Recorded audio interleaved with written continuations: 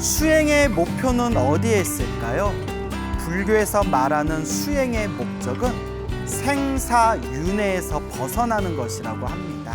그래서 흔히 생사해탈이라고도 부르고 있습니다.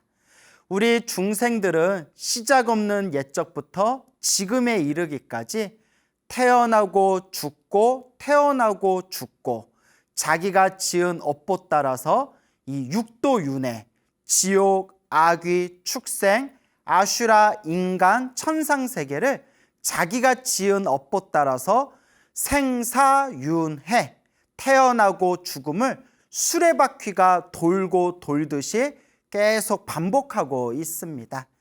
이 생사윤회는 중생이 만든 꿈과 같고 환상과 같고 물거품과 같은 세계라고 합니다. 하지만 중생들은 번뇌와 망상에 물들어 있기 때문에 이 생사윤회가 꿈과 같고 환상과 같다는 것을 알아차리지 못하고 착각 속에 빠져서 자기가 지은 업보 따라서 이 생사윤회를 돌고 돌고 돌고 있다고 합니다. 그래서 부처님께서는 이 생사윤회에서 벗어난 세계를 열반이라고 부르셨습니다. 산스크리트어로는 니르바나라고 부릅니다. 이 니르바나를 중국에서 한자로 번역할 때 열반이라고 번역을 한 것이죠. 이 니르바나, 열반의 본래 뜻은 불이 꺼지다라는 뜻이라고 합니다. 불이 꺼지다.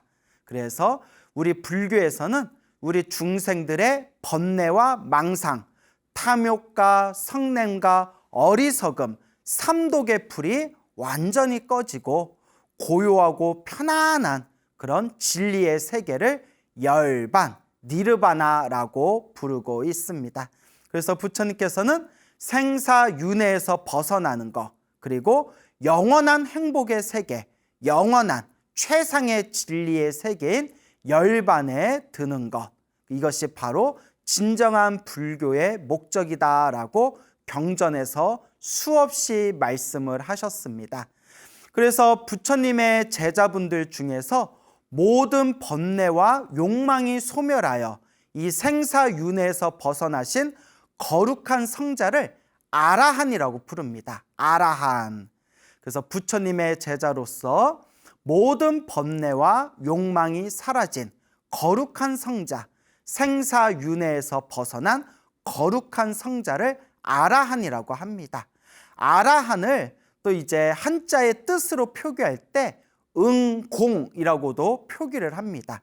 응공이랑 응당히, 마땅히 공양받을 만한 분, 공양받아 마땅한 분, 공양받아 마땅한 거룩한 분들이라는 뜻입니다. 그래서 아라한을 불교에서 부처님의 제자분들 중에서 가장 거룩한 성자의 지위를 바로 아라한이라고 부르고 있습니다. 불교에서는 아라한이 되는데 4단계가 있다고 합니다. 평소에 이제 소나무 설법에서 자주 말씀을 드렸는데요. 아라한이 되는 4단계가 1단계가 수다원, 그 다음에 사다함, 그 다음에 3단계가 아나함, 그 다음에 마지막 모든 번뇌와 욕망이 완전히 소멸한 성자의 경지가 아라한이 되는 겁니다. 그래서 수다원, 사다함, 아나함, 아라한 이렇게 4단계가 있다고 합니다. 이 4단계를 성문사과라고 경전에서 표현하고 있습니다. 근데 중생들이 수행자가 전생에 얼만큼 공부를 많이 했고 전생에 얼만큼 지혜를 닦았는지 또 전생에 얼만큼 공덕을 닦았는지에 따라서 바로 수행을 하자마자 아라한이 되는 분들도 있고 혹은 수다원, 사다함, 아나함 이런 단계를 밟아서 아라한이 되는 경우도 있습니다. 그러니까 무조건 1단계, 2단계, 3단계, 4단계 올라가는 것이 아니라 전생에 지었던 공덕의 힘에 의해서 1단계, 2단계, 3단계, 4단계 이렇게 차례차례 올라가는 경우도 있고 혹은 한 번에 아라한이 되는 경우도 있다고 합니다. 이것도 전생에 자기가 수행했던 전생에 자기가 쌓았던 공덕의 힘에 의해서 서로 저마다 이제 이번 생에 깨달음을 얻는 경지가 조금씩 그렇게 차이가 난다고 합니다. 자, 이렇게 부처님께서는 우리 중생들에게 생사윤회, 태어나고 죽고 태어나고 죽는 생사윤회의 이 모든 중생의 삶은 허망하고 허무하다라고 말씀을 하시면서 이 번뇌와 욕망, 이 모든 망상과 집착을 완전히 소멸하고 이 생사윤회에서 벗어나서 영원한 자유인이 되어야 된다라는 그런 말씀을 경전에서 누누이 설법을 하셨습니다. 자, 이제 이와 관련된 또 재미난 이야기를 하나 들려드릴까 합니다. 부처님 당시에 여러 명의 이 비구들이 함께 수행을 하다가 이 여러 명의 비구들이 다 함께 아나함이라는 깨달음을 얻었다고 합니다. 아나함. 그래서 아까 설명드렸죠? 아라한이 되는 이제 4단계 중에서 수다원, 사다함, 아나함, 그 다음에 아라한. 그래서 아나함은 3단계가 됩니다. 3단계. 그래서 이번 생에 3단계 아나함이라는 깨달음을 얻게 되면 이 아나함이라는 깨달음을 얻으신 성자는 죽은 뒤에 하늘세계 중에 정거천이라는 하늘세계에 태어난다고 합니다. 불교에서는 하늘세상이 28개가 있다고 합니다. 그래서 28천이라고 부르죠. 이제 뭐 책마다 좀 차이가 있습니다. 책마다 뭐 29개가 있다, 27개가 있다, 뭐 30개가 있다, 이렇게 책마다 좀 차이가 있는데 어쨌거나 우리 북방불교에서는 28천 하늘세계가 28개가 있다, 이렇게 이제 표준으로 삼고 있습니다. 28천 중에서 정거천이라는 그런 거룩한 청상세계가 있는데 이 정거천은 이 아나함과 같이 깨달음을 얻은 성자들이 태어나는 세상입니다. 그래서 이번 생에 3단계 아나함이라는 깨달음을 얻게 되면 죽은 뒤에 정거천이라는 거룩한 천상세계에 태어나서 그 천상세계에서 아라한이 되어서 이 모든 번뇌와 욕망을 이제 완전히 소멸한 거룩한 성자가 된다고 합니다. 그러니까 이번 생에 아나함이라는 3단계 깨달음을 얻으면 이번 생에 죽어서 다음 세상에 하늘세계에 태어나서 정거천이라는 하늘세계에 태어나서 무조건 아라한이 되는 겁니다. 그러니까 이 아나함이라는 이 3단계 수행도 굉장히 지위가 높은 성자의 경지입니다. 자, 그래서 수다원, 사다함, 아나함, 그 다음에 이제 마지막 경지인 완전한 거룩한 성자의 경지인 그런 이제 아라한의 경지가 있는데 이 여러 명의 비구 스님들이, 이 많은 비구 스님들이 아나함이라는 3단계 깨달음을 얻고 나서 이렇게 생각을 했다고 합니다. 우리는 계율을 잘 지키고, 그리고 우리는 계율도 잘 지키면서 또 경전도 외우고 있고 수행도 잘하고 있고 그리고 삼매와 신통을 얻었고 그리고 우리는 아나함이라는 깨달음의 경지도 얻었다. 아나함의 경지에 이르렀으니 우리가 원하기만 하면 얼마든지 아라한이 될 수가 있다. 이렇게 약간 교만한 마음이 조금 생겼나 봅니다.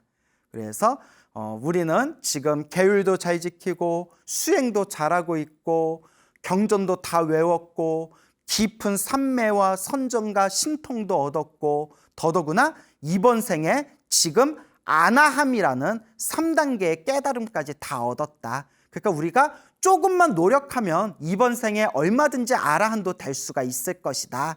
이제 이런 마음들을 일으켰다고 합니다. 그렇게 얼마의 시간이 지난 뒤에 이 아나함을 얻으신 이 3단계의 깨달음, 아나함의 깨달음을 얻으신 이 비구 스님들께서 이렇게 부처님께 가서 석가모니 부처님께 삼배를 올리고 석가모니 부처님께 인사를 올렸다고 합니다. 그때 우리 부처님께서, 석가모니 부처님께서 그 아나함과 3단계의 깨달음, 아나함의 깨달음을 얻은 이 아나함과에 이른 그 수많은 비구들의 그 마음을 다 꿰뚫어 본 뒤에 이제 부처님께서 이렇게 이제 질문을 하셨다고 합니다. 그대들은 지금 어떻게 수행하고 있는가? 지금 수행을 잘하고 있는가? 그때 이 비구 스님들이 저희들은 아나함의 깨달음에 이르렀습니다. 그래서 저희들은 조금만 이제 노력하면 얼마든지 이번 생에 아라한이 될 수 있을 것이다. 그렇게 생각하고 있습니다. 라는 그런 말을 듣고 부처님께서 다음과 같이 말씀하십니다. 오 비구들이여, 그대들이여, 수행자들이여, 계율을 잘 지키고 수행을 잘하고 경전을 외우고 삼매, 선정, 신통력을 얻었고 이번 생에 아나함, 3단계의 깨달음 아나함과를 얻었다고 해서 절대 방심해서는 안 된다. 모든 번뇌가 다 사라지는 그날까지 절대 방심해서는 안 된다.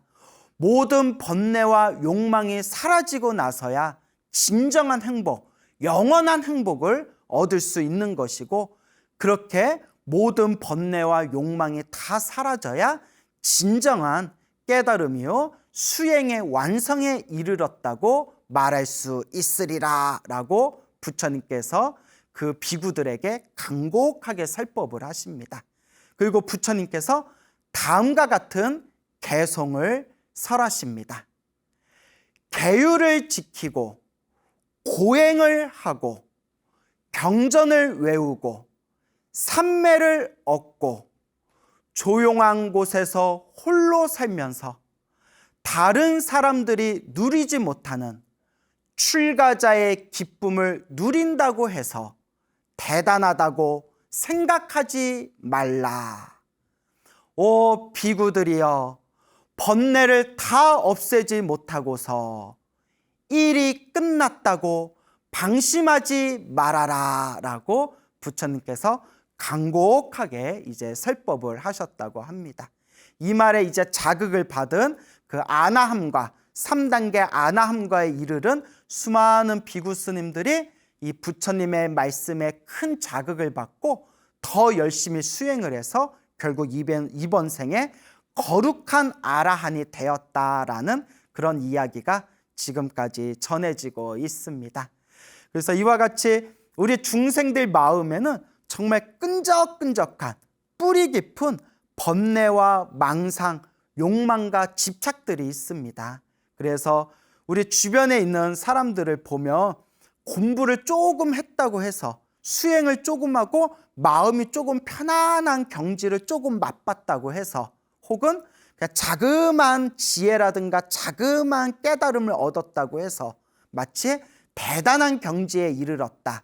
내가 대단한 깨달음에 이르렀다. 내가 이 정도 수행을 했으니까 내가 조금 쉬어도 되지 않을까. 이런 엄청난 교만심을 일으킬 때가 있습니다. 하지만 부처님께서 분명히 말씀하십니다.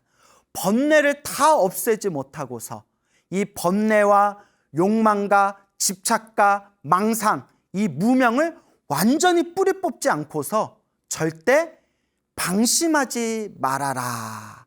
번뇌를 다 없애지 못하고서 일이 끝났다고, 일이 없다고 절대 방심하지 말아라 라고 부처님께서 말씀하시고 계시는 겁니다. 그래서 부처님께서는 이번 생에 할 수만 있다면 이 번뇌의 망상, 이 번뇌의 뿌리, 이 욕망과 집착의 뿌리를 완전히 뿌리 뽑아서 완전히 소멸해서 이 모든 번뇌와 욕망이 사라진 거룩한 성자, 생사윤회에서 벗어나 열반을 증득한 거룩한 아라한이 되어라 라고 수많은 경전에서 부처님께서 누누이 한결같이 설법하시고 계시는 겁니다. 하지만 이번 생에 아라한이 되는 것은 정말 어렵습니다. 이번 생에 우리 번뇌와 욕망을 완전히 뿌리 뽑는다는 것은 정말 어렵습니다. 내가 정말 제대로 수행이 되었는가 안 되었는가 알려면 딱 3가지를 기억하면 됩니다. 첫째, 내 마음에 탐욕이 있는가 없는가. 둘째, 내 마음에 성냄, 분노가 있는가 없는가.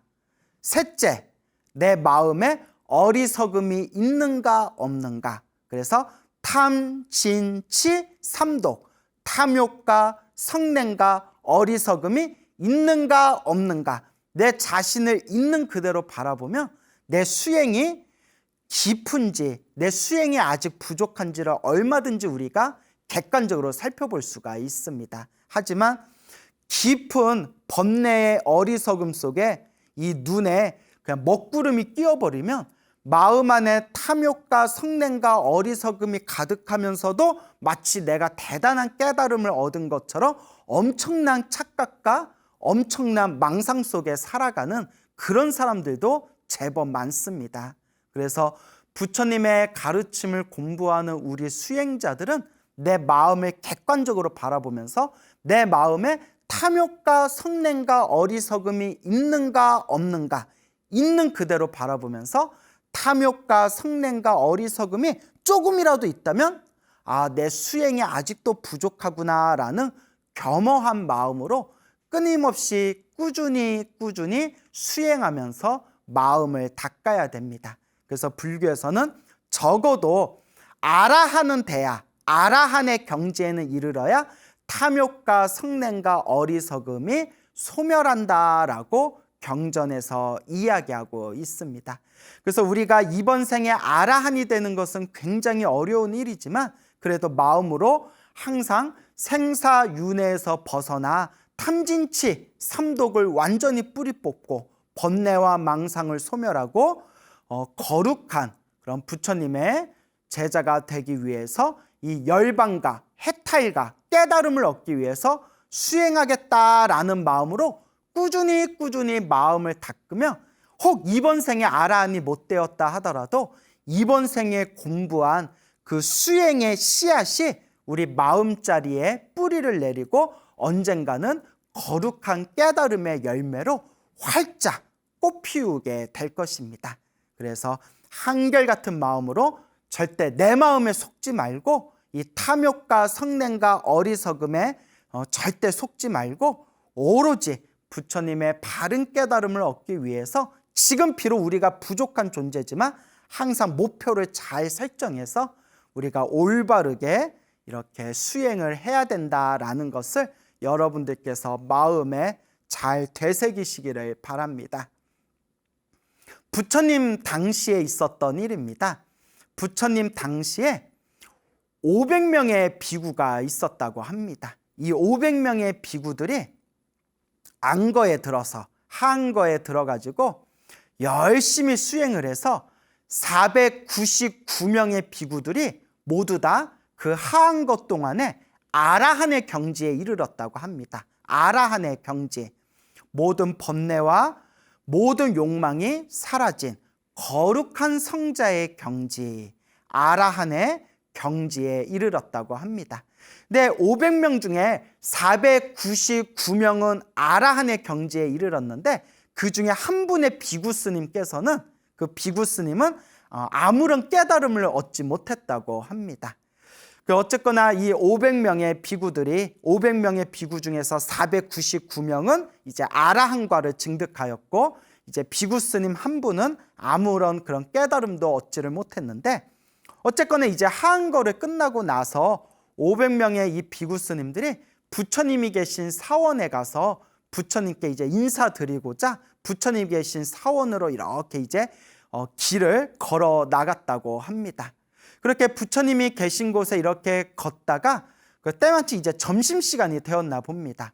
그래서 부처님이 계신 사원에서 멀리 떨어지지 않은 그 중간의 한 마을에서 500명의 스님들이 그런 신도들의 극진한 공양청을 받아서 점심 공양을 맛있게 잡수셨다고 합니다. 그때 어느 불심이 깊은 신도분이 그 500명의 스님들에게 공양청을 올리게 됩니다. 스님들이시여, 거룩한 비구 스님들이시여, 혹 허락해 주신다면 제가 스님들께 또 공양을 올리고 싶습니다. 그러니까 내일 아침에 오늘 부처님이 계신 사원에 가셔서 내일 아침이 되면 다시 저희 집에 오셔가지고 스님들 제가 올리는 공양을 받아주십시오라고 이제 500명의 스님들께 공양청을 올립니다. 그래서 500명의 스님들이 이제 허락을 합니다.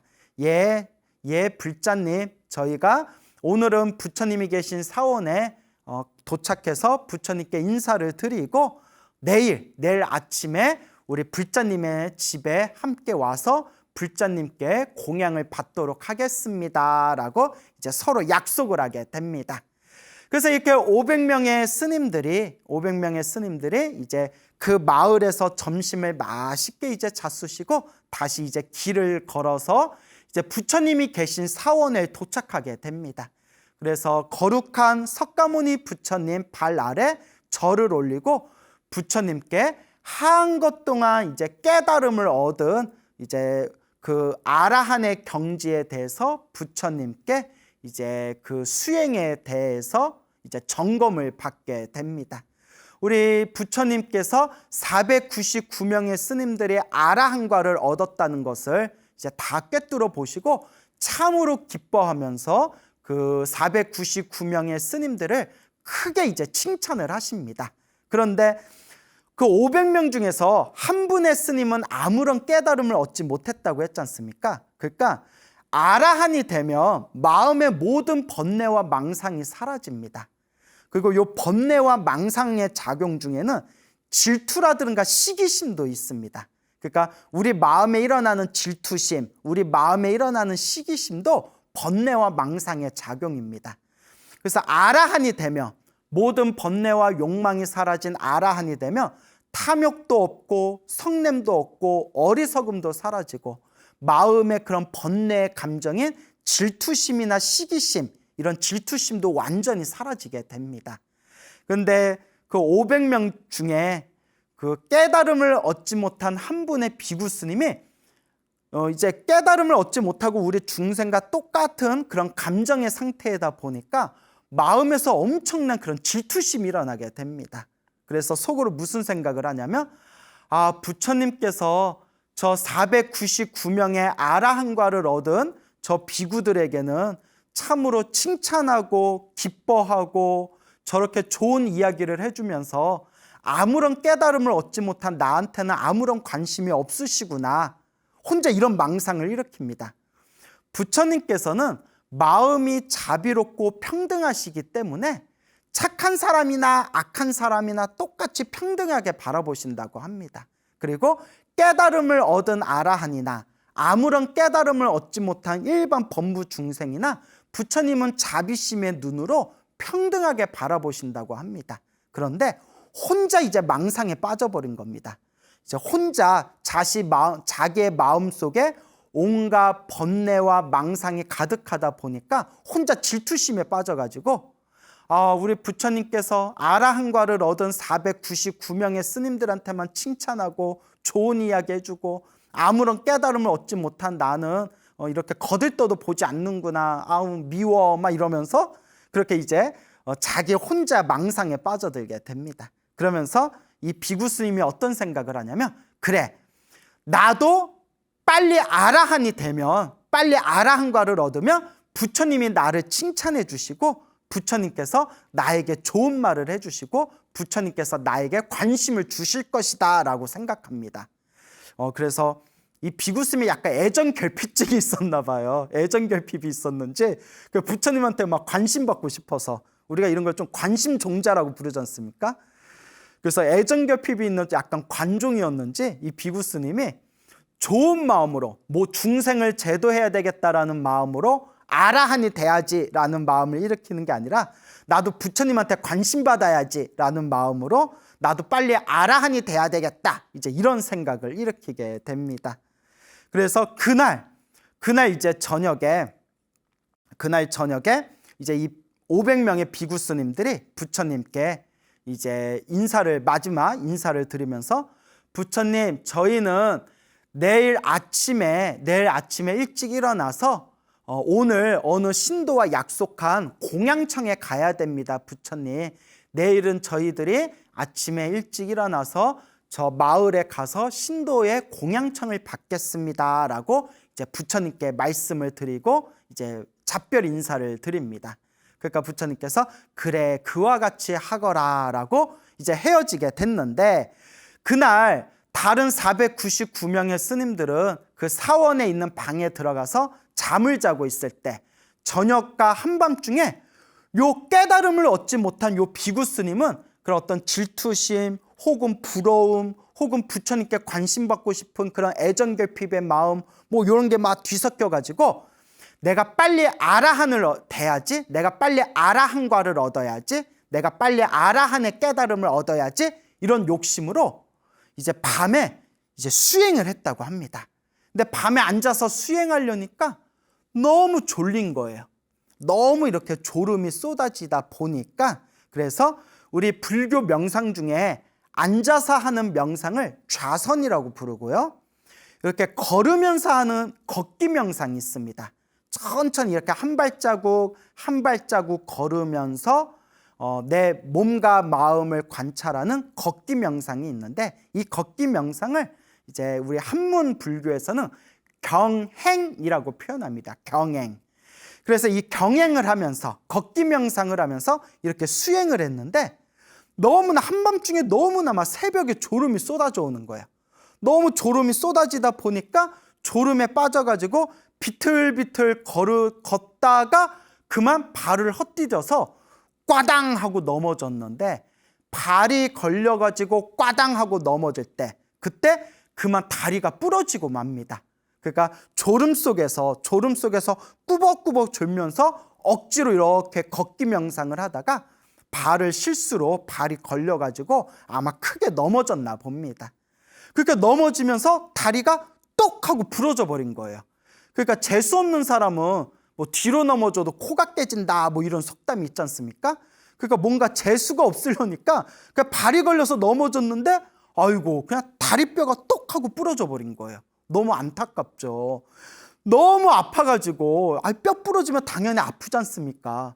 너무 아파서 으악 하고 고함을 꽥 질렀다고 합니다. 막 비명을 지르니까 너무 아파가지고 방에서 자고 있던 499명의 이 스님들이 우르르 나와서 왜 소리를 지르느냐, 왜 비명을 지르느냐, 왜 고함을 치느냐 하고 이렇게 봤더니 같이 수행을 했던 그 비구 스님이 이제 그 다리가 부러져서 바닥에 엎어져 있는 것을 보게 됩니다. 그래서 그 다리가 부러진 그 스님을 방으로 옮겨서 아침이 될 때까지 옆에서 간병을 해줬다고 합니다. 그래서 이렇게 간병해주고 그렇게 아침이 흘러가면서 그만 그 공양할 때를 놓쳐가지고 그날 신도와 약속했던 그 마을의 공양청에 가지를 못했다고 합니다. 그러니까 스님이 다리가 부러지니까 이렇게 스님들의 옆에서 간병해주고 또 그 500명 중에서 뭐 누구는 가고 누구는 안 가기도 좀 애매했나 봅니다. 그래서 결국 뭐 일이 조금 꼬여가지고 이제 그날 신도와 약속한 대로 그 마을에 가서 공양청을 받지 못했다고 합니다. 근데 그 당시에는 이제 휴대폰이 없지 않습니까? 제가 요 내용을 이렇게 책에서 보면서 딱 드는 게, 그때는 뭐 휴대폰도 없고 뭐 전화기도 없었을 때니까 신도는, 그 마을에 있는 신도는 당연히 스님들 500명의 스님들이 오실 줄 알고 500인분의 상을 차렸을 거 아닙니까? 근데 그게 뻥크가 난 거예요. 이걸 전문 용어로 노쇼라고 하죠. 노쇼. 식당에서도 노쇼. 예, 굉장히 그것 때문에 식당 운영하는 주인분들이, 식당 자영업자분들이 굉장히 골머리를 많이 썩는다 뭐 이런 얘기 하지 않습니까?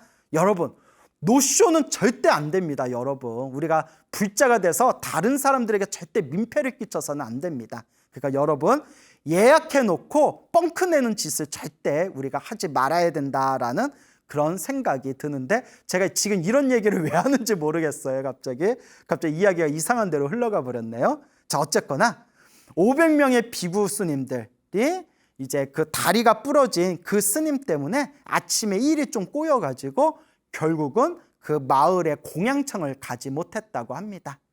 아침이 되어서 이제 석가모니 부처님께서 그 500명의 스님들이 아직 사원 안에 있는 것을 보시고는, 뭐 부처님께서 모든 걸 다 아시지만 모든 걸 아시면서도 일부러 물어보십니다. 일부러 짐짓 아시면서도 일부러 물어보시기를 그대 비구들이여 어제 그대들이 말하기를 오늘 저 마을에 공양청이 있다고 했는데 왜 아직도 가지 않고 여기 사원에 머무르고 있는가? 라고 이제 우리 부처님께서 이렇게 질문을 던집니다. 그래서 이제 499명의 스님들이 저희가 같이 하한거를 지냈던 비구 스님 한 분이 밤늦게까지 수행을 하다가 그만 넘어져 가지고 다리가 부러져서 옆에서 간병해 주다 보니까 아침 시간이 이렇게 흘러버리고 시간이 애매해져서 결국 저희가 함께 공양청을 가지 못했습니다, 부처님. 이렇게 이제 부처님께 사실대로 이야기를 합니다. 그러니까 부처님께서 하시는 말씀이 그대 비구들이여 그대들이 저 비구 스님 때문에 저 다리가 부러진 비구 스님 때문에 공양청을 가지 못한 것은 공양하러 가지 못한 것은 이번 생만 그런 게 아니다.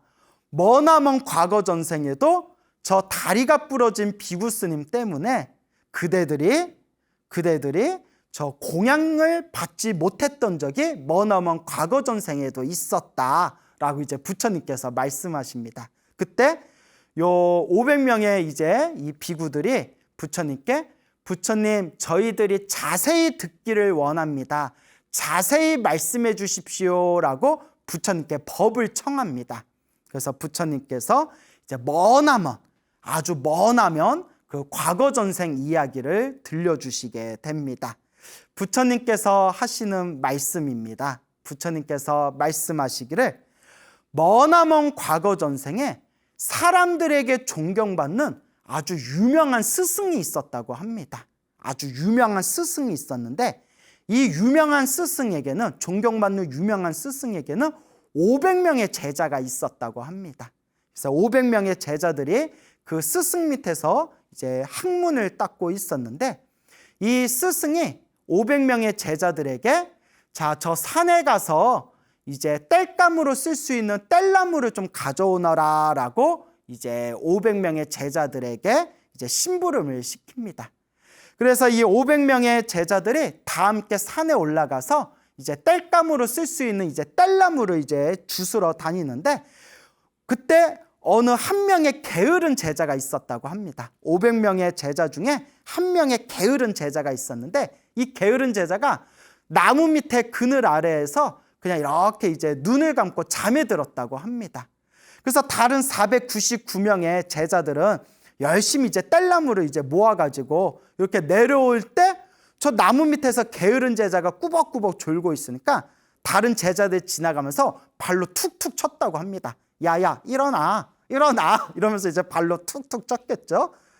그래서 이제 잠에서 깨고 나서 이 게으른 제자가 그래도 산에 올라왔는데 나도 뭐라도 하나는 주워가야지, 나도 땔나무 하나는 주워가야지 생각이 들어서 졸린 눈을 이렇게 비비면서 그때 물이 먹어가지고 축축하게 습기가 가득한 생나무 있지 않습니까? 생나무 나뭇가지를 마른 나뭇가지로 착각하고 그걸 이렇게 뜯어내려다가 그만 이제 눈을 또 다치고 맙니다. 뭐 어쨌거나 이 게으른 제자가 그 축축하게 이제 습기가 가득한 그 생나뭇가지를 이제 뜯어가지고 그걸 이제 들고서 이제 집으로 돌아와가지고 다른 499명의 제자들이 모아놓은 마른 나무, 땔나무 위에다가 그 축축한 습기가 가득한 생나뭇가지를 이제 위에다 딱 올려놨다고 합니다. 자, 그래서 이제 그 다음날 아침이 되었을 때 그날 아침에 요 500명의 제자들이 마을에 가서 마을 사람들에게 이렇게 이제 맛있는 점심 식사를 이제 대접받기로 약속이 되었다고 합니다. 그래서 그 마을까지 가기 위해서 이제 일을 하고 있는 하녀에게 우리가 저 마을에 가서 점심 먹어야 되니까 아침에 일찍 죽 좀 만들어 주십시오. 우리가 그 죽을 먹고 우리가 마을에 가서 점심을 먹겠습니다 라고 부탁을 했다고 합니다. 그래서 하녀가 아침에 일찍 일어나가지고 이제 죽을 만들려면 나무 이제 땔감 나무를 이제 불에 이제 태워가지고 그렇게 이제 보글보글 이제 물을 끓여서 죽을 만들어줘야 하지 않습니까? 근데 하필이면 요 하녀가 그때 새벽에 날씨가 어둑어둑해서 그런지 몰라도 하필이면 뗄나무라고 잡은 게 어제 게으른 제자가 가지고 온 축축한 습기가 가득한 생나뭇가지를 가져온 겁니다. 생나뭇가지를 가져와 가지고 그걸 아무리 불을 떼워도 그게 이제 불이 붙질 않는 거예요. 그래서 불이 붙지 않아 가지고 어영부영 하다가 아침에 죽을 끓이지 못했다고 합니다. 그러니까 이 500명의 제자들이 아침에 죽을 든든히 먹고 저 마을까지 걸어가서 점심 먹기로 우리가 약속을 했는데 아침에 죽도 안 끓여놓고 이게 뭐냐, 뭐 그냥 빈속으로 저 마을까지 내려가냐, 뭐 자기네들끼리 막 이런저런 뭐 조금 시비가 붙었나 봅니다. 그래서 결국은 그날 마을에서 점심 식사하기로 한 것을 이제 취소해 버렸다고 합니다. 자, 그래서 부처님께서 이와 같은 말씀을 하면서 그때 그 게으른 제자가 성의 없게 뗄나무를 가져와 가지고 그나마 가져온 그 뗄나무도 습기가 가득한 그 생나뭇가지를 하필이면 가져와 가지고 하녀가 실수로 거기다 불을 붙이려고 했다가 결국 불도 붙지 않고 어영부영 시간만 흘러서 제대로 죽도 먹지 못하고 그것 때문에 마음이 상해가지고 또 점심에 마을에 가서 맛있는 점심 식사를 하는 것도 다 취소가 되었다. 이런 이야기를 하시면서 부처님께서 하시는 말씀이 비구들이여 그때 500명의 제자들을 데리고 있던 그 유명한 스승이 바로 지금 나 석가모니 부처님의 머나먼 전생이었고 그때 500명의 제자들이 지금 그대 500명의 비구들이고 그때 게으름에 빠져있던 그 제자가 바로 이번 생에 저 다리가 부러진 저 비구 스님이다. 그대들이 이번 생에 공양청을 받지 못한 것은 이번 생뿐만이 아니라 저 다리가 부러진 비구 스님 때문에 머나먼 과거 전생에도 그대들이 맛있는 점심 공양을 놓치게 되었던 적이 있었다라는 말씀을 하셨다고 합니다. 그러면서 부처님께서 다음과 같은 개송을 설하십니다. 사실 이 부분이 더 중요한 거예요. 요 앞에 요런 이야기들 믿거나 말거나 머나먼 과거 전생 이야기를 싹 썰을 푸시면서 정말 하시고 싶은 얘기가 바로 부처님이 이와 같이 말씀을 하십니다. 그대들이여 게을러서 일어나야 될 때 일어나지 못하고 게으름에 빠져서 의지가 약한 자는 결코 수행의 결과, 깨달음의 결과를 얻을 수 없으리라 라고 부처님께서 간곡하게 설법하셨다고 합니다. 그래서 부처님께서 마지막 80살에 80살에 세상을 떠나실 때 그 자리에 있었던 수많은 불제자들에게 부처님께서 마지막 남기신 유언이 그대들이여 모든 것이 무상하다. 게으르지 말고 부지런히 정진해라 라고 부처님께서 말씀하셨던 겁니다. 그래서 부처님께서는 이 생사윤회에서 벗어나기 위해서 모든 번뇌와 욕망이 소멸한 거룩한 성자 아라한이 되기 위해서 끊임없이 노력하고 정진해라. 게으름에 빠지지 말고 부지런히 정진해라 라고 말씀하셨던 겁니다. 어떻게 우리 불자님들께서는 하루하루 게으르지 않고 하루하루 매일매일 자신만의 수행을 부지런하게 잘 닦고 계십니까? 시간은 손살같이 빠르다고 했습니다. 언제 저승사자가 우리들을 잡으러 올지 장담할 수가 없습니다. 이 빠른 세월 속에서 매일매일 자신만의 수행을 잘 닦아나가시기 바랍니다. 그리고 한 가지 더 여러분들에게 보태서 설명을 드리자면 오늘 여러분들에게 아라한에 대한 이야기를 들려드리면서 부처님께서 생사윤회에서 벗어나는 아라한이 되기 위해서 열심히 부지런히 수행해야 된다라는 그런 말씀을 누누이 하셨다라고 제가 이제 앞에서 계속 설명을 드렸죠. 그런데 부처님 대승경전 중에서도 최고의 경전이라고 이제 수많은 사람들에게 찬탄받는 묘법연화경, 줄여서 법화경이라고 하죠. 부처님의 진실한 가르침, 부처님의 진실한 말씀이 담겨져 있는 법화경에서는 부처님께서 다음과 같이 설법하십니다. 그대 불자들이여, 내가 그대들에게 아라한이 되어라. 생사윤회에서 벗어나고 열반에 들어가라. 아라한이 되어라. 성문 아라한이 되어라 라고 말한 것조차도 사실은 방편법이다. 그대들을 깨달음의 길로 인도하기 위한 그냥 방편법이었을 뿐이고, 불자의 진정한 목표는 아라한이 아니다 라고 말씀하십니다. 법화경에서 불자의 진정한 목표는 아라한이 아니다. 그러면 대승경전의 왕이라고 불리우는 이 묘법연화경, 법화경에서는 부처님께서 우리 불자들의 진정한 목표는 뭐라고 하셨을까요? 바로 성불이라고 하셨습니다. 성불. 중생들에게 처음부터 성불해라, 부처가 되어라 라고 말하면 중생들이 겁내고 중생들이 근심에 빠지고 중생들이 두려워하고 중생들이 스스로를 과소평가하기 때문에 중생들에게 일부러 아라한이라는 방편법을 설했을 뿐이지, 아라한도 불교의 진정한 목표가 아니다. 아라한을 뛰어넘어서 결국은 모든 지혜와 자비와 복덕과 신통과 모든 것을 완벽하게 갖춘 성불, 부처가 되는 것이 진정한 불교의 목표이다라고 법화경에서 설법하고 계십니다.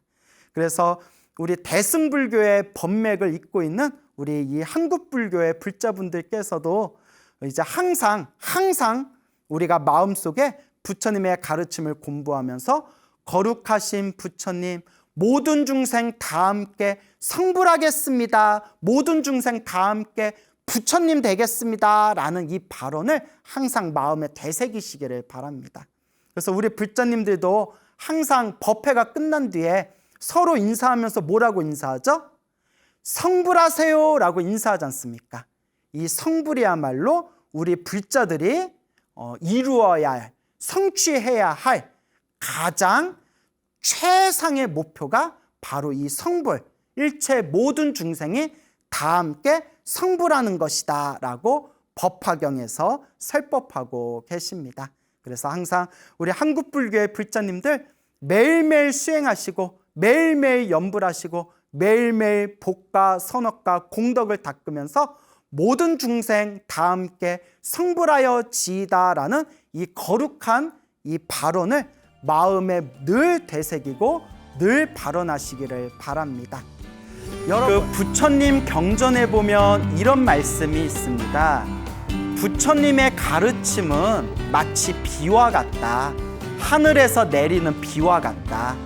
하늘에서 비가 내릴 때 땅에 있는 풀과 나무들 위로 비가 쏟아지는데, 이 풀에게는 비를 더 많이 쏟아주고 저 나무에게는 비를 조금만 쏟아주고 또 저 꽃들한테는 비를 더 많이 쏟아주고 이와 같이 차별하지 않는다. 부처님의 가르침은 하늘에 내리는 비와 같아서 똑같이 빗줄기가 쏟아지는데, 그 부처님의 진리의 비를 얼만큼 흠뻑 그것을 받아들이냐, 그것은 바로 자신들의 몫이다라는 그런 말씀이 있습니다. 그래서 부처님의 가르침은 편등합니다. 하늘에서 비가 내릴 때, 땅바닥에 비가 쏟아질 때 고루고루 평등하게 비가 쏟아지듯이 부처님의 가르침은 평등하게 중생들에게 법을 설하신다고 합니다. 다만 그러한 부처님의 가르침을 얼만큼 어떻게 받아들이냐라는 것은 바로 우리들 자기 자신의 몫이라고 합니다. 부처님 당시에 있었던 일입니다. 그 부처님 당시에 부처님께서 사원에 계시는데, 그때 5명의 남자들이 부처님께 법문을 듣기 위해서 찾아왔습니다. 5명의 남자들이 찾아왔어요. 무슨 독수리 오형제도 아니고.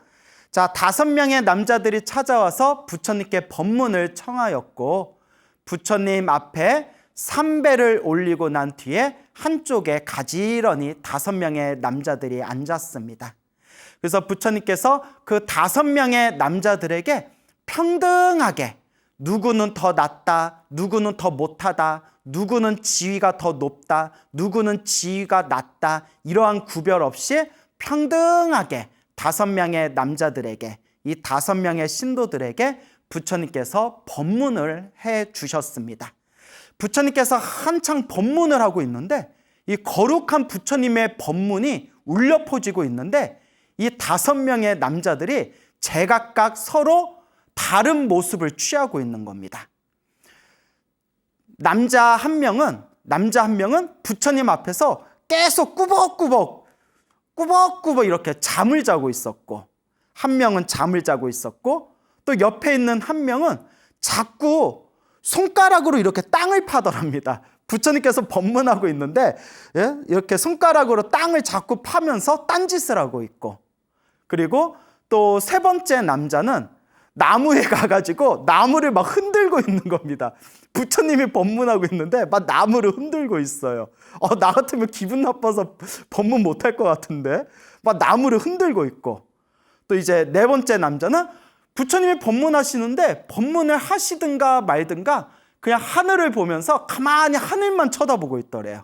가만히 하늘만 쳐다보고 있고, 그 마지막 5번째 남자는 가만히 앉아서 부처님의 말씀에 집중하고 있었다고 합니다. 그러니까 5명의 남자가 왔는데 한 명은 꾸벅꾸벅 졸고 있고, 한 명은 손가락으로 땅을 파고 있고, 한 명은 막 나무를 흔들고 있고, 그리고 한 명은 하늘을 쳐다보고 있고, 마지막 한 명은 가만히 앉아서 부처님 말씀에 집중하고 있었다고 합니다. 야, 우리들 같으면 여러분 정말 살아계신 부처님을 보기도 힘들 뿐더러 우리가 살아계시는 부처님 그 눈앞에서 우리가 직접 부처님의 음성을 들으면서 그 법문을 들을 수 있다면 우리가 엄청난 영광일 것 같은데, 근데 이런 생각이 들어요. 너무 가까이 있으면 소중한 걸 모르는 것 같아요. 여러분, 우리 뭐 연애할 때 그런 말 하잖아요. 자기야, 우리 잠깐 떨어져 있어. 아니 왜? 우리 너무 가깝게 지내니까 서로의 고마움을 모르는 것 같아. 우리 잠시 떨어져 있자. 뭐 이런 거 드라마에서 나오잖아요. 제가 별걸 다 알죠? 그러니까 너무 옆에 가까이 있으면 좀 소중한 걸 모를 수가 있는 것 같아요. 우리는 실제로 살아계신 부처님을 뵌 적이 없었기 때문에 경전이나 책 속에서 살아계신 부처님의 이야기가 펼쳐진다거나 부처님께서 직접 제자들에게 설법하시는 그런 내용을 보면 나도 이 자리에서 살아계신 부처님께 직접 그 음성으로 법문을 듣고 싶다. 나도 옆에서 부처님 따라다니면서 같이 공양하고 싶다. 옆에서 부처님을 좀 모셔보고 싶다. 뭐 이런 좀 생각이 들지 않습니까? 근데 부처님 당시 2600여 년 전 그 당시 중생들은 부처님을 항상 옆에서 뵙고 또 부처님이 항상 가까이 계시니까 소중한 걸 잘 몰랐던 것 같아요. 지금의 우리들보다는 별로 소중함을 잘 몰랐나 보다, 이런 생각이 듭니다. 그래서 이 5명의 남자들이 부처님 앞에서 어떤 사람은 딴짓하고 있고, 어떤 사람은 졸고 있고, 어떤 사람은 나무 흔들면서 희한한 짓 하고 있고, 5명 중에서 한 명만이 부처님 말씀에 이렇게 집중하고 있는 모습을 보면서 그때 부처님의 시자였던 아난 스님께서 부처님 옆에서 이렇게 부채질을 해드리다가 그 모습을 보고는 너무 황당한 거예요. 이거 뭐지? 우리 거룩하신 부처님께서 이렇게 직접 지금 법문을 하고 계시는데 저 사람들은 뭐지? 좀 뭐 하고 있는 짓이지? 왜들 저러지? 아마 이런 생각이 들었겠죠. 그래서 부처님께 가만히 이제 여쭤봅니다. 부처님의 말씀이 다 끝날 때까지 기다리다가 부처님께 이제 여쭙기를, 부처님의 이렇게 거룩하고 이렇게 훌륭한 법문이 지금 부처님의 음성을 통해서 이렇게 널리 퍼지고 있는데 저 사람들은 눈앞에서 지금 부처님의 법문을 들으면서 막 졸고 있고 땅 파고 있고 딴짓하고 있고, 저 사람들 왜 저런 겁니까 부처님? 이렇게 소중한 부처님의 가르침을 지금 앞에서 직접 듣고 있는데 왜 저렇게들 딴짓하고 있는 겁니까? 저는 이해가 안 됩니다. 그러니까 부처님께서 가만히 이 아난 스님을 쳐다보시면서 하시는 말씀이, 아난이여, 그대는 저 사람들을 누군지 잘 모르겠는가라고 질문을 하십니다. 그러니까 아난 스님이, 저는 잘 모르겠습니다. 저 사람들은 왜 저렇게 부처님의 이 훌륭한 가르침, 훌륭한 법문에 집중을 하지 못하는 겁니까 부처님? 그때 부처님께서 다음과 같이 이야기하십니다. 아난이여, 잘 듣거라. 지금부터 잘 듣거라. 그리고 부처님께서 아주 놀라운 말씀을 하십니다. 여러분도 한번 잘 들어보세요. 그 사람들이 왜 그런 짓을 했는지. 첫째, 부처님 앞에서 법문을 듣다가 꾸벅꾸벅 졸음에 빠져서 잠자고 있던 남자는 과거 전생에 500생 동안 뱀이었던 사람이라고 합니다. 과거 전생에 500생 동안 뱀이었던 적이 있었기 때문에 자기가 머나먼 과거 전생에 뱀이었을 때 뱀 따리를 들고 그거 이마를 웅크리고 머리를 웅크리고 그렇게 잠에 빠져들던 그런 습관이 남아있기 때문에 이번 생에 사람 몸을 받았는데도 저렇게 꾸벅꾸벅 졸음에 빠지는 것이다 라고 말씀하셨다고 합니다. 그러니까 500생 동안 시작 없는 옛적부터 지금까지 살아오면서 사람이었던 적도 있었고 하늘의 신이었던 적도 있었고 혹은 지옥에 떨어진 적도 있었고, 그러니까 수많은 생애를 삶아오면서 수많은 윤회의 삶을 살아오면서 500생 동안 뱀이었던 그런 업의 습관, 업보의 습관, 이 업보의 습관, 업의 습관을 업습이라고 합니다. 업습. 그 500생 동안 뱀이었던 업의 습관 때문에 거룩한 부처님의 법문을 들으면서도 자기도 모르게 꾸벅꾸벅 잠에 빠져들고 졸음에 빠져들게 된 거라고 합니다. 여러분들 평소에 잠이 많은 사람들은 그럼 난 전생에 뱀이었나? 또 이렇게 또 생각하실 분들 계시겠죠. 그러니까 저도 불안하네요. 저도 잠이 많아가지고 저도 완전 잠팅이거든요. 잠팅이. 예, 저도 잠이 많은데, 자, 그렇게 부처님께서 말씀을 하셨고, 두 번째 사람은 계속 부처님이 법문하시는데 땅바닥에 계속 땅을 손가락으로 파고 있는 거예요. 부처님 법문에 집중하지 못하고 계속 땅에 이게 손가락으로 계속 땅을 파고 있는 겁니다. 부처님이 하시는 말씀이, 아난이여, 저 땅을 손가락으로 파던 저 사람은 수없는 과거 전생에 500생 동안 지렁이로 살았던 업의 습관이 있었고, 이제 뱀에서 이제 지렁이까지 나와요. 지렁이, 꿈틀꿈틀 지렁이. 그래서 이제 지렁이였던 그 업의 습관 때문에 지렁이들이 이렇게 땅 속에서 땅을 파면서 막 살아가잖아요. 저렇게 땅을 보면 자꾸 땅을 이렇게 손가락으로 파는 그런 이제 습관이 있고, 또 세 번째, 한번 여러분 생각해 보세요. 부처님이 법문하시는데 갑자기 나무에 가가지고 막 나무 흔들던 사람은 전생이 뭐였을까요? 자, 3초의 기회를 드리겠습니다. 1초, 2초, 3초 반, 땡. 예. 자, 머릿속에 한번 여러분들 정답을 떠올려 보셨습니까? 원숭이였다고 합니다. 500생 동안 원숭이였기 때문에, 원숭이들이 막 나무를 휙휙 타고 다니잖아요. 그렇기 때문에 500생 동안 원숭이였던 업보의 습관 때문에 부처님이 법문하시는데 저렇게 나무에 가서 막 나무를 흔들고 있고, 그리고 한 명은 하늘을 가만히 계속 쳐다보는 거예요. 하늘을 계속 꿰뚫어 보면서 쳐다보는 거예요. 계속 하늘을 쳐다보고 있는 겁니다. 부처님께서 하시는 말씀이, 부처님이 법문을 하고 있는데 저렇게 하늘을 꿰뚫어 보듯이 하늘만 쳐다보고 있는 저 사람은 머나먼 과거 전생에 하늘의 별자리를 보는 점쟁이였다고 합니다. 점성술사. 하늘의 별자리를 보고 점을 치는 점성술사였기 때문에 평생 동안 하늘의 별자리를 보면서 점을 쳤던 그 업보의 습관이 남아있기 때문에 부처님께서 법문하시는데도 집중하지 못하고 이제 하늘에 계속 하늘만 계속 뚫어지게 쳐다보고 있는 거라고 합니다.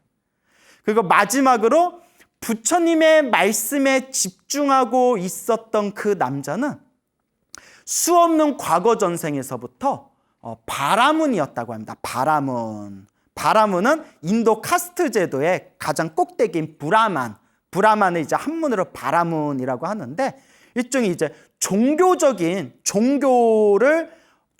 의식을 담당하고 있는 그런 어떤 성직자를 인도에서는 이제 바라문이라고 하는데, 바라문으로 있을 때 그 바라문의 경전이 바로 베다입니다. 베다라고 있죠. 그 베다라는 그 책을 평생 동안 읽고 외우던, 평생 동안 그 자기네들 종교의 가르침을 읽고 외우는 업의 습관이 있었기 때문에 그나마 부처님께서 설법하실 때 그것에 그나마 집중할 수 있었던 그런 업의 성향이 있었다라고 부처님께서 말씀하십니다. 그러니까 각자 부처님 앞에서 펼쳐 보이던 그 모습들이 다 전부 다 전생 업보의 습관대로 나온 거예요. 업의 습관, 업습대로 나오는 겁니다. 업습. 여러분, 이게 엄청나게 무서운 얘기입니다. 나는 내가 똑똑해서 살아간다. 나는 내가 똑똑해서 이런 짓을 하면서 살아가고 있다. 라고 생각하고 있겠지만 대부분 중생들의 모습이 전생에서부터 해오던 업의 습관의 영향을 많이 받는다는 겁니다. 부처님께서 법문을 하실 때, 부처님께서 법문을 설하시는 그 순간에 부처님의 법문을 통해서 부처님의 어떤 신통의 힘이 펼쳐졌겠죠. 그때 부처님의 법문을 듣고 있었던 5명의 남자들이 그 부처님의 법문을 들으면서 법문 속에 담겨져 있는 그 신통의 힘들에 의해 자기들도 모르게 자신들 전생의 업보의 습관들이 다 튀어나오게 된 겁니다. 그래서 부처님이 법문을 하시는데 계속 졸고 있던 사람은 전생에 뱀으로 살았던 업의 습관이 너무 강했기 때문에 꾸벅꾸벅 졸고 있고, 그리고 부처님이 법문하고 계시는데 부처님 앞에서 손가락으로 계속 땅을 파고 있던 그 사람은 머나먼 과거 전생에서부터 지렁이로 살았던 업의 습관이 너무나 강했기 때문에 계속 손가락으로 땅을 파고 있고, 나무를 흔들고 있던 사람은 아무리 그래도 부처님이 법문하는데 그 나무에 가서 나무 흔드는 거는 참 희한한 일이에요. 나무를 흔들고 있던 사람은 수없는 과거 전생에 원숭이로 살았던 업의 습관이 너무 강해가지고 저렇게 나무를 흔들고 있고, 계속 뚫어져라 하늘만 쳐다보고 있는 사람은 과거 전생에 하늘의 별자리를 보는 점성술사로 살았던 업의 습관이 너무 강하기 때문에 이번 생에도 그러고 있다는 거예요. 그리고 그나마 전생에 종교인으로 살면서 자신들이 외우고 있는 그런 자신들이 믿는 종교 경전에 읽고 집중하던 습관, 그런 업의 습관이 들었던 사람은 그나마 이번 생에 부처님의 법문에 그나마 조금이라도 집중할 수가 있었다고 합니다.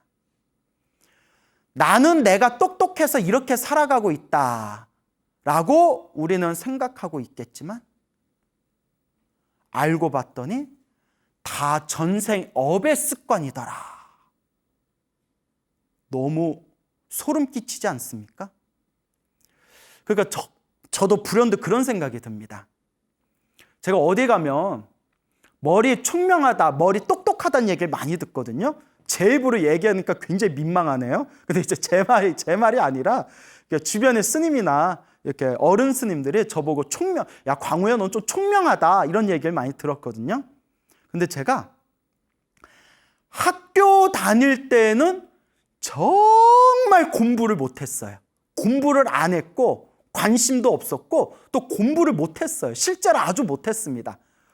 얼마나 못했냐면 여러분들이 무엇을 상상하든 그 이하로 못했어요.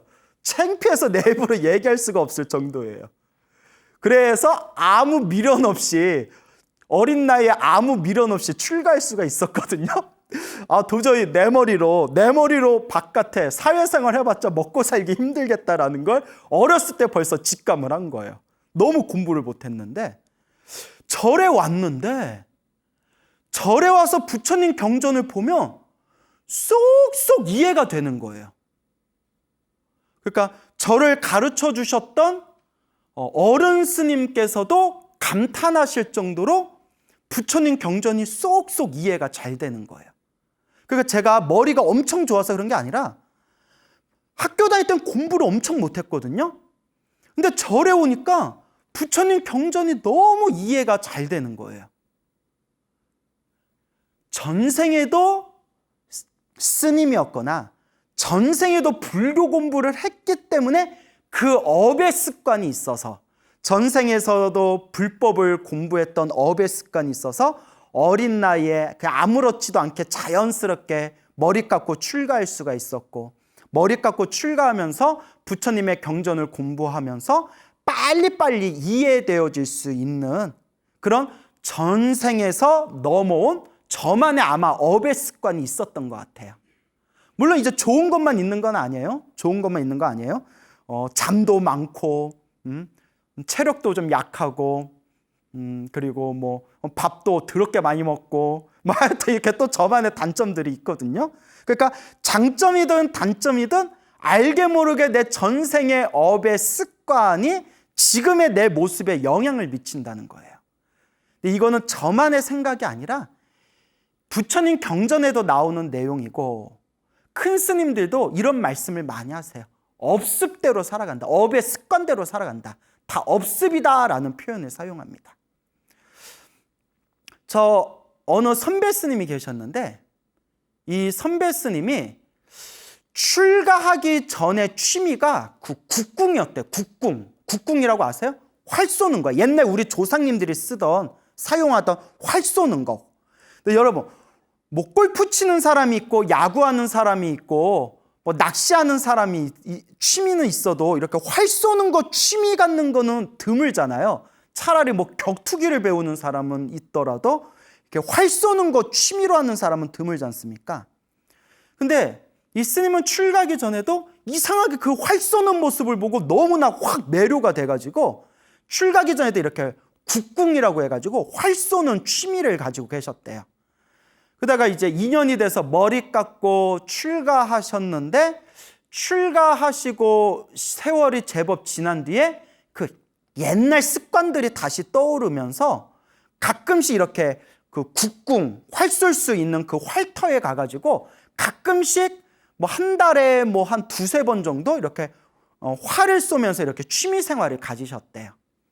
그래서 이렇게 활 쏘는 취미를 갖고 있던 스님이 활을 손에서 완전히 놓게 된 그런 인연이 있었답니다. 그게 뭔가 하면 활터에 가가지고 활 쏘는 활터에 가서 멀리 나무로 만든 관역에다가 이렇게 활을 쏘고 있는데 이렇게 관역에다가 활을 맞추려고 이렇게 집중하고 있을 때 그때 하늘 위로 푸드덕하고 이렇게 새가 날아가더래요. 새가 날아가는 순간 자기도 모르게 새를 향해서 활을 딱 쏠 뻔했대요. 순간 마음을 딱 알아차리면서 여기서 이거 활 쏘면 새가 죽어버리자고 순간 이렇게 마음을 딱 제어를 했는데 그때 당신이 깜짝 놀랐대요. 내가 머리 깎고 내가 출가 수행을 한 지 몇 년이 지났는데 새가 날아가는 걸 보고 나도 모르게 새를 향해서 활을 쏘려고 했던 살심이 일어났구나. 살생의 마음, 살심. 이 살심이 일어났구나. 엄청나게 그 수행자로서 스님으로서 너무 부끄러운 생각이 들어서 그날 이후로 활을 완전히 버리셨대요. 그러면서 그 스님이 하시는 말씀에 당신이 아마 전생에 활을 쏘던 무장이었을 거다. 활 쏘던 무사였을 거다라는 생각이 들더래요. 당신이. 그러니까 이것도 자기도 모르게 전생의 업의 습관이었던 거예요. 업의 습관. 실제로 스님들 중에서도 사실 스님이 되면 이제 머리 깎고 출가하면 이제 세속에 있는 모든 그런 잡된 취미들을 다 놓아야 되지 않습니까? 근데 희한하게 스님들 중에서도 무술을 좋아하는 스님들이 있어요. 이렇게 무술 같은 거. 뭐 태극권, 뭐 팔괘장, 영춘권, 뭐 이렇게 무술 좋아하는 스님이 있고, 실제 뭐 당랑권 같은 거. 또 제가 저거 친한 스님 중에 정말 당랑권 고수가 있거든요. 옆에서 하는 거 봤는데 무섭더라고요. 싸우면 제가 지겠더라고요. 예? 그런데 이제 그런 스님들, 무술을 좋아하는 스님들 보면 이제 우리 친한 스님들이 우스갯 삼아서 전생에 소림사 중이었나 보다, 야, 막 이러면서 이렇게 해서 장난도 치고. 근데 그것도 이제 업의 습관이라는 거예요. 왜 저 스님은 유독 저렇게 무술을 좋아할까? 그러니까 이것도 무언가 전생의 무사였던, 전생의 무술가였던 업의 습관이 오래도록 남아있어서일 수도 있어요. 지금 살아가는 우리의 그 모습을 가만히 살펴보면 알게 모르게 전생에 내가 지었던 업의 습관의 그 그림자들, 업의 습관의 영향을 받아서 지금 살아가고 있는 것은 아닌가. 자기 자신을 진지하게 살펴보고 알아차려야 됩니다. 조금만 이 이야기를 확장해 보면, 어떤 중생은, 어떤 사람은 정말 법 없이도 살 사람이 있고, 정말 착하고 사람들한테 그냥 험한 말 한마디 못하고 나쁜 말 한마디 못하고 정말 마음이 온순하고 착하신 분들이 있는가 보면, 정말 어떤 분들 중에서는 막 뉴스 같은 데 보면 많이 나오잖아요. 입에 담기도 힘들 정도로 흉악하거나 정말 막 이기적이고 막 못된 사람들, 그런 사람들이 있더라고요.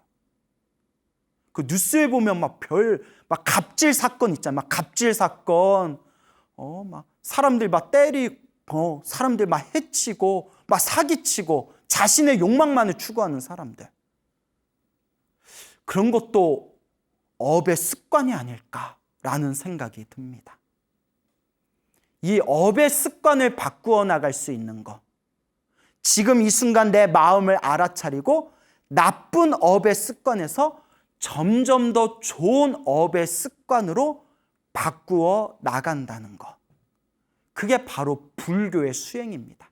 그래서 우리가 여러분 수행합시다, 수행 정진합시다, 우리 수행합시다 라는 표현 쓰죠. 수행의 어원을 살펴보면 수행이란 말 자체가 훈련하다, 변화시키다, 바꾸다 라는 뜻이 있다고 합니다. 훈련하다, 바꾸다, 변화하다, 변화시키다 라는 뜻이 있다고 합니다. 수행이라는 단어의 어원을 찾아보면. 그 말은 즉 중생으로서 나쁜 업의 습관을 저 부처님과 같이 지혜와 자비가 가득한 거룩한, 청정한, 맑고 깨끗한 공덕의 삶으로, 맑고 깨끗한 업으로 변화시켜 나가는 것, 그게 바로 수행이라는 것이죠. 부처님께서 이와 같이 그 5명의 남자들, 꾸벅꾸벅 졸고 있고 땅바닥을 파고 있고 나무를 흔들고 있고 하늘만 멍하니 쳐다보고 있고 그나마 부처님 말씀에 집중하고 있는 5명의 남자들의 각각의 전생 이야기와 업의 습관에 대해서 설하십니다. 아난 스님이 깜짝 놀라면서, 부처님 너무 안타깝습니다. 부처님, 이번 생에 사람으로 태어나기 어렵고 사람으로 태어나서 부처님의 법을 만나기가 참으로 어려운데 왜 저 사람들은 이렇게 부처님의 법문을 들으면서도 제대로 집중하지를 못하는 것일까요? 그때 부처님께서 이와 같이 말씀하십니다. 모든 것이 탐욕과 성냄과 어리석음 때문이다. 탐욕과 성냄과 어리석음, 탐, 진, 치, 삼독이라고 부릅니다.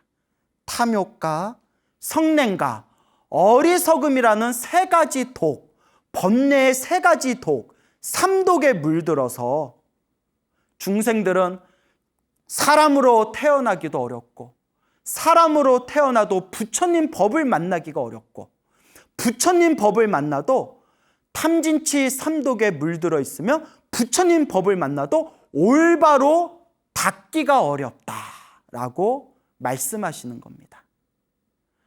우리 중생들이 시작 없는 옛적부터 지금까지 살아오면서 사람으로 태어났던 적도 있었고, 사람이 아니한 그런 존재로, 그런 어떤 짐승이나 축생의 모습으로 태어난 적도 있었습니다. 짐승으로 태어나고 축생으로 태어났을 때에는 부처님의 법문을 제대로 알아듣지 못하고, 사람으로 기껏 태어났는데도 사람으로 태어나는 큰 행운을 만났음에도 불구하고, 크나큰 좋은 인연으로 사람으로 태어났음에도 불구하고 불, 법, 승, 부처님과 가르침과 스님들께 귀의하지 못하고, 부처님과 부처님의 가르침과 스님들께 인연을 맺지 못하고 그저 술 마시고 놀고 춤추고 감각적인 욕망의 쾌락만을 닦는, 추구하는 삶을 살았기 때문에 이와 같이 중생들은 부처님의 법을 만나기도 어렵고, 부처님의 법을 만나도 부처님의 법을 만나는 소중한 인연을 만나게 되어도 그 소중한 인연을 통해서 올바로 닦아내지를 못하는 것이다 라고 부처님은 말씀하셨습니다. 중생들이 가지고 있는 근원적인 번뇌들, 탐욕과 성냄과 어리석음, 이 번뇌의 세 가지 독으로 인해서 사람으로 태어난 적도 있었고, 사람이 아니한 그런 짐승으로 태어난 적도 있었고, 짐승으로 살았던 업의 습관, 업보의 습관이 너무나 깊어지면 혹 사람으로 태어났다 하더라도 전생에서부터 축생으로 살던, 짐승으로 살던 업의 습관 때문에 탐욕과 성냄과 어리석음의 업의 습관이 너무 강해서 마음을 닦는 법을 알질 못하고, 사람으로 태어났다 하더라도 먹고 마시고 노는 감각적인 쾌락만을 추구하면서 살아가고 있는 우리 중생들의 모습에 대해서 부처님께서 호되게 꾸짖으셨습니다. 너무나 안타까워하는 안한 스님을 바라보면서 부처님께서 다음과 같은 개송을 설하십니다. 탐욕보다 더한 불길은 없고, 성냄보다 더한 발줄은 없고, 어리석음보다 더한 그물은 없고, 갈애, 목마르듯이 욕망에 탐착하는 이 애욕, 갈애보다 더한 강물은 없다라고 부처님께서 말씀하셨습니다. 이와 같이 부처님께서 우리 중생들이 가지고 있는 탐욕과 이 성냄과 이 어리석음, 그리고 막 목마르듯이 끊임없이 그 탐착하고 애욕하는 그 갈래라는 그 집착에 대해서, 이것들이야말로 우리 중생들을 괴로움의 길로 이끄는 근원적인 번뇌들, 근원적으로 우리 중생들을 고통의 길로 몰아넣고 생사윤회에서 벗어나지 못하게끔 만드는 진정한 원수들이다, 진정한 적들이다 라고 부처님께서 말씀하셨습니다. 우리가 사람으로 태어나기가 어렵고 불법을 만나기가 어렵습니다. 근데 우리 주변에 보면 부처님의 법을 만나서 너무나 부처님의 가르침이 소중하고 너무나 부처님의 가르침이 좋아서 정말 마음으로 부처님의 법을 잘 닦는 불자들이 있는가 하면, 혹은 부처님의 가르침을 가르쳐줘도 비웃고 비방하고 손가락질하고 욕을 하면서 오히려 부처님의 법을 짓밟는 사람들이 있습니다. 이것도 저마다 업보의 습관이겠죠. 전생에서부터 착한 뿌리를 많이 짓고 성근을 많이 심은 사람들은 이번 생에 부처님의 법을 만났을 때 바로 부처님의 그 소중한 가르침에 마음을 열고 부처님과 가르침과 스님들, 불법승 삼보에 귀의하는 사람들이 있는가 하면, 수많은 과거 전생에서부터 탐욕과 성냄과 어리석음, 수많은 욕망과 번뇌에 물들어 있었던 사람들은, 또한 착한 뿌리를 심지 못했던 사람들은 자신들의 그 혼탁한 업보의 습관에 의해서 부처님의 법을 만나도 오히려 부처님의 법을 비방하고 비난하고 손가락질하고 욕하게 되는 것입니다. 그리고 너무나 또 업장이 두꺼운 중생은 부처님의 법을 만나고 불자가 되었는데도, 절에 다니면서 마음을 수행하는 불자가 되었는데도 오히려 그 업보, 무거운 업보의 습관 때문에 몸으로 복을 까먹고 입으로 복을 까먹고, 절에 다니면서 복과 선업과 공덕을 쌓아야 되는데 오히려 공덕을 무너뜨리는 그런 마구니 같은 불자들도 있습니다. 정말 안타깝고 안타까운 일이 아닐 수가 없습니다. 근데 이 모든 것들이 가만히 살펴보면 업보의 습관이라는 겁니다. 업보의 습관. 그 어떤 선배 스님이 이야기해 주신 건데요. 그 선배 스님이 이제 너무 자세히 얘기하면 좀 그렇고요. 요 지방에 이제 이름만 대면 알만한 지방에 이렇게 계시는데, 이제 좀 불심이 강하기로 유명한 지방입니다. 그 지방에 이제 주지로 계셨는데, 그 지방에 있는 사찰에 주지로 계실 때 그 신도 대 6명이 있었답니다. 항상 같이 우르르 이렇게 그룹처럼 몰려다니는 신도 대 6명이 있었는데, 이 대여섯 명의 신도 그룹이 자기네들끼리 이렇게 이제 패를 지어가지고 여기저기 이제 그 지방의 절을 다니는데, 처음 보면 그렇게 기도도 열심히 하고 봉사도 열심히 하고 그렇게 공양도 잘 올린대요. 그래서 처음 보면 저 사람들 참 불심이 강한, 믿음이 강한 불자구나라고 생각이 들다가 몇 개월, 몇 년 지나면서 이렇게 자꾸 일 때문에 부딪혀 보면 그렇게 고집세고, 그렇게 사람들한테 갑질하고, 그렇게 자기들 이기적인 생각으로 그렇게 절에 다니는 그런 이렇게 패거리 그런 신도들이 있었다고 합니다. 근데 이분들의 가장 큰 문제가 뭐냐면, 자꾸 이렇게 자기들이 그 사찰의 중심이 되려고 하고, 그리고 자기들 편을 안 들어주면 그렇게 주변에 이간질을 시켜가지고 사찰의 분위기를 무너뜨린다는 거예요. 그래서 주지스님이 보다 못해 이제 이 절에 나오지 마십시오라고 하면 또 딴 절에 가서 그 절에서 또 사고치고, 그 절에서 또 나오면 또 다른 절에 가서 또 사고치고, 그랬던 그런 신도 패들이 있었다고 합니다. 그래서 나중에는 그쪽에서 너무 유명해져가지고 한동안 안 보이다가 그 패들이 다시 자기네들 절에 오면 신도들 사이에서 비상이 걸렸답니다. 저 사람들 또 왔어 하고 비상이 걸렸대요. 근데 여러분, 여기서 중요한 게 있습니다.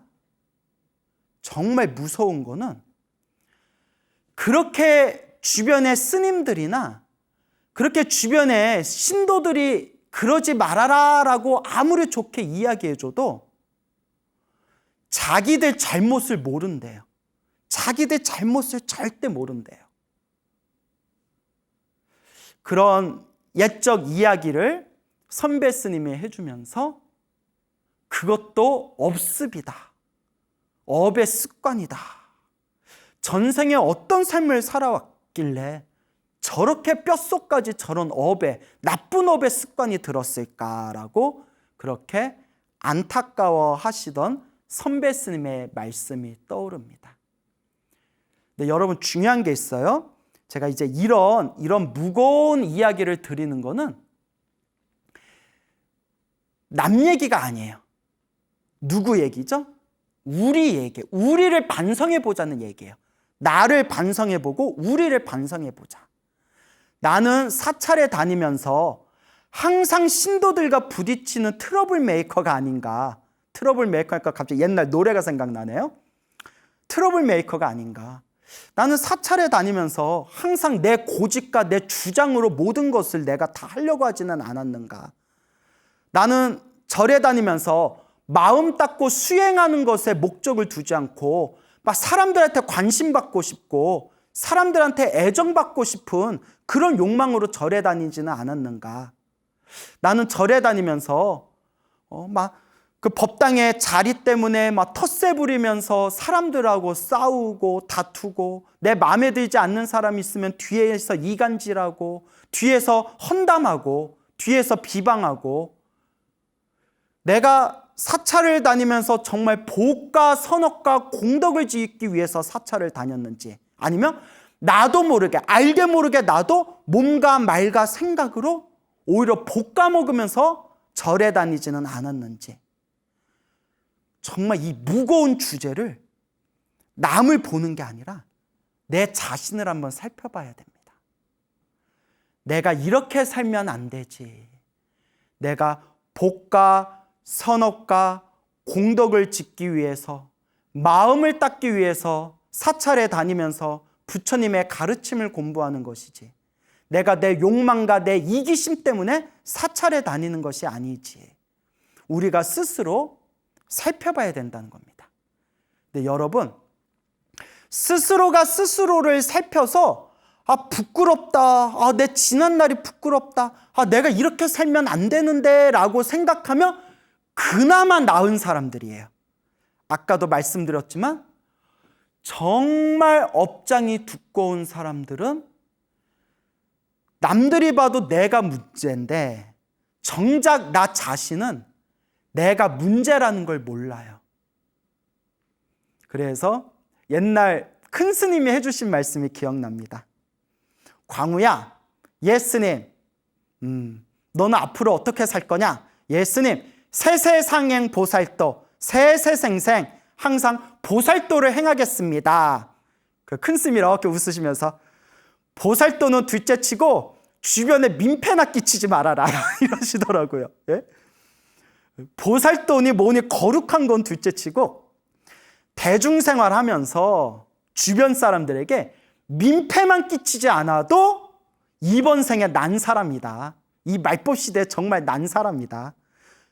괜히 거창하게 자기가 수행했다고 목과 어깨에 힘주지 말고 주변 사람들한테 뭐 자비를 베풀겠다 이런 생각도 할 필요 없고 그냥 민폐나 끼치지 말아라. 큰 스님께서 오죽하면 그런 얘기를 하셨겠어요. 당신께서 이제 다 경험하신 일들이 있으니까 어렸던 저한테 또 그런 이제 농담 비슷하게 또 그런 이야기를 하셨겠죠. 근데 참 그 이야기를 들으면서 헛되이 흘려버릴 수 없는 얘기구나 라는 생각이 듭니다. 부처님 당시에 있었던 일입니다. 부처님 당시에 우짜나 싼니라는 스님이 있었습니다. 이름이 웃기죠. 우짜나 싼니. 막 웃고 다니나 봐요. 우짜나 싼니라는 스님이 계셨는데 이 스님은 이상한 습성이 있었대요. 이 스님도 이상한 업보의 습관이 있었답니다. 뭔가 하면 항상 절을 돌아다니면서 다른 스님들의 허물을 하나하나 기록해가지고 스님들을 지적하는 버릇이 있었대요. 그것도 골치 아파요, 여러분. 절에 다니면서 스님들 어떻게 사나 하나하나 허물을 다 조사한 뒤에 그걸 꼬치꼬치 지적하는 습관이 있었답니다. 요새 그랬던 싸움 나죠. 큰일 나죠. 니나 잘해라 이러면서. 그래가지고 다른 스님들이 너무나 스트레스를 받아서 부처님께 가서 그 모든 일들을 부처님께 말씀드렸다고 합니다. 그러니까 부처님께서 가만히 다 듣고 나신 뒤에 부처님께서 이와 같이 말씀하십니다. 스승이 제자를 올바로 이끌기 위해서 제자의 잘못을 지적하는 것은 좋은 일이다. 하지만 일부러 다른 사람의 허물을 찾아다니면서 그 사람의 허물을, 그 사람의 잘못을 지적하고 다니는 것은 옳은 일이 아니다라고 하시면서 부처님께서 이와 같은 개송을 설하셨습니다. 부처님께서 말씀하시기를 남의 잘못을 보고 남의 허물을 보고 헐뜯고 비방한다면 번뇌가 더욱 커져서 이 번뇌가 사라질 날이 없으리라 라고 부처님께서 말씀하셨습니다. 그래서 옛날 큰 스님 말씀이 생각납니다. 니나 잘해라, 니나 잘해라 라는 그런 옛적 큰 스님들의 말씀을 떠올리면서 저도 저 자신이나 잘 닦아야 하겠습니다. 여러분, 행복해지고 싶습니까? 행복한 삶을 창조하고 싶습니까? 복을 지으십시오. 선업을 지으십시오. 공덕을 쌓으십시오. 복과 선업과 공덕의 힘이 여러분들을 진정한 행복의 길로 이끌어 줄 것입니다. 여기서 마치겠습니다. 여러분 성불하십시오.